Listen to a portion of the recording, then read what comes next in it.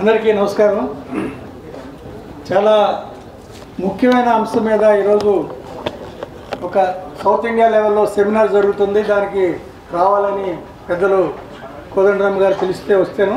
నేను ఆంధ్రప్రదేశ్ నుంచి వచ్చాను.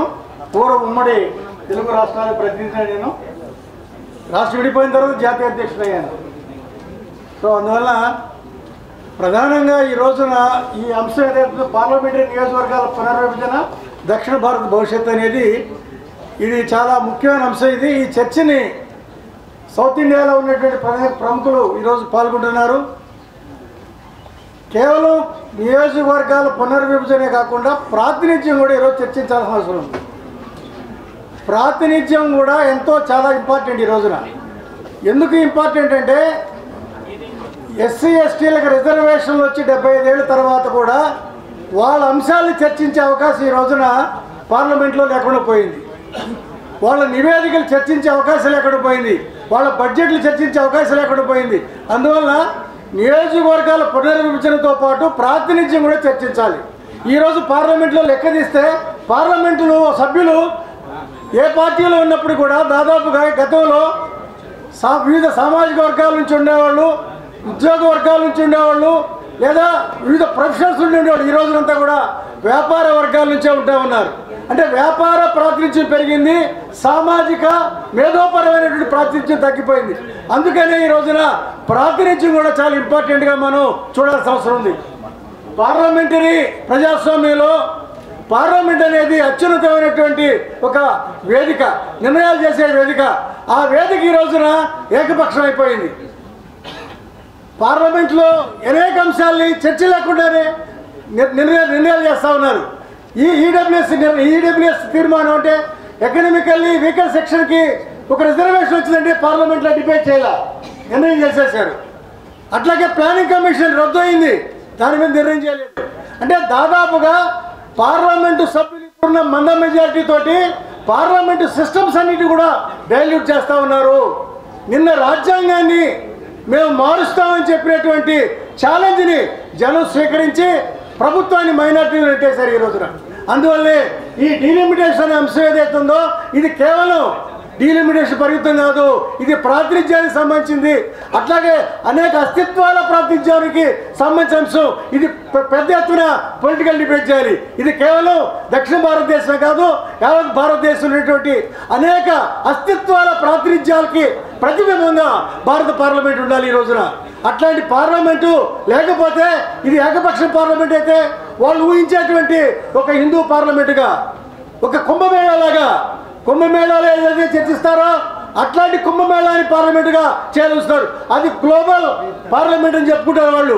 Kumbh Mela is nothing but a global parliament for the empowering the Hindu community అనేటువంటి కాన్సెప్ట్ తోటి కుంభమేళా జరుపుతారు. ఇప్పుడు ఈ రోజున కుంభమేళా కాన్సెప్ట్ తోటే భారత పార్లమెంటుని తీర్చిదిద్దాలని ఒక ప్రయత్నం జరుగుతుంది. అందుకని మిత్రులారా, ఈ పెద్ద ప్రమాదం ఉంది. ఈ రోజున రెండు వర్గాల మధ్య, రెండు భావజాలాల మధ్య, రెండు సమూహాల మధ్య, రెండు సామాజిక రాజకీయ వర్గాల మధ్య ఆలోచనలో ఘర్షణ జరుగుతుంది. ఆ ఘర్షణ ప్రధానంగా భారత పార్లమెంటరీ ప్రజాస్వామ్యాన్ని కాపాడుకోవటం, భారత రాజ్యాంగాన్ని కాపాడుకోవటం, భారత రాజ్యాంగ విలువల్ని కాపాడుకోవటం అనేటువంటి అంశము. దాన్ని ధ్వంసం చేసి దాని స్థానంలో హిందుత్వ, హిందూస్థాన్ అనేటువంటి ఒక అప్రూపమైనటువంటి అఖిల భారత RSS 100 సంవత్సరాల ఎజెండాని పూర్తి చేసేటువంటి దిశగా ఈ రోజున పార్లమెంట్లో చర్చ జరుగుతుంది. ఆ చర్చని మనందరూ ఈ రోజున డిబేట్ చేయాలి. రాష్ట్రంలో, దేశంలో, ప్రధానంగా ఆంధ్రప్రదేశ్ రాష్ట్రంలో మా దురదృష్టం ఏంటంటే మీ నుంచి విడిపోయిన తర్వాత మీ రాష్ట్రం విడిపోయిన తర్వాత మమ్మల్ని రాజకీయంగా నిర్వీర్యం చేశారు.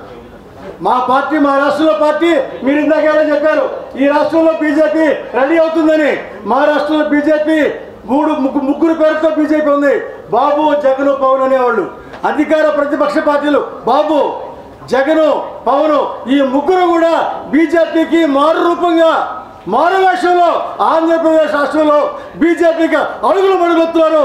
వాళ్లే కాదు, దేశంలో అనేక పార్టీలు ఈ రోజున ఈడీల్ని, సిబిఐని, సుప్రీంకోర్టుని అట్లాగే ప్రభుత్వంలోని అనేక యంత్రాంగాల్ని స్వాధీనపరుచుకుని పార్లమెంటరీ వ్యవస్థని నిర్వీర్యపరిచే రోజున భారతదేశంలో రాష్ట్రాలు లొంగ తీసుకుంటున్నారు. నార్త్ ఈస్ట్ ఆల్మోస్ట్ అలా కంట్రోల్లోకి వచ్చేస్తుంది. సౌత్ ఇండియాలో అవినీతి పరమైనటువంటి రాజకీయ నాయకులు ఉన్నటువంటి అనేక మందిని లొంగ తీసుకున్నారు. దాని పర్యవసానంగా బీజేపీ ఆధిపత్య రాజకీయాలు, హిందుత్వ రాజకీయాలు, ఫ్యాసిస్ట్ రాజకీయాలకి పురోగవుతుంది.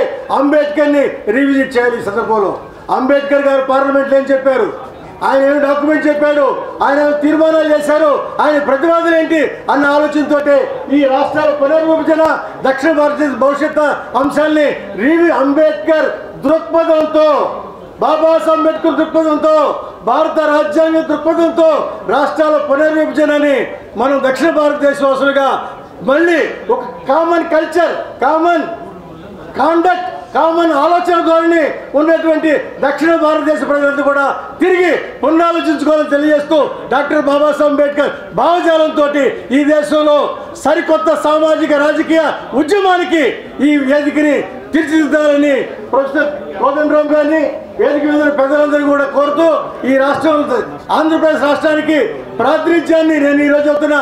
కేవలం నేను దళిత ఉద్యమ ప్రతినిధి కాదు, కాంగ్రెస్ పార్టీ ప్రతినిధిగా కూడా ఈ సందర్భం తెలియజేస్తూ ఆంధ్ర రాష్ట్రంలో బ్రహ్మాండమైనటువంటి ఉద్యమాన్ని, దక్షిణ భారతదేశ ఉద్యమంలో సహభాగంగా ఉంటుందని తెలియజేస్తూ సెలవు తీసుకుంటూ ఉన్నాను. జై భీమ్.